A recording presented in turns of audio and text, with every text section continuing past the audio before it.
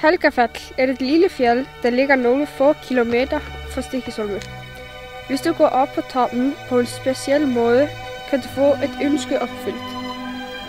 Du skal begynde opstigningen for Guðrún Ósvífursdóttir gravsted.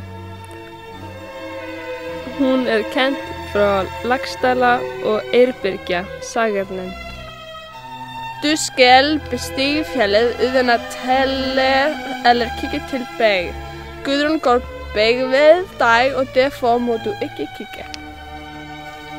Du skal gå direkte ind i ruene på toppen og fjellet og vende dit ansigt mod Hvítárvatnseyri, som er en ø i Breiðafjörð, mens du ønsker.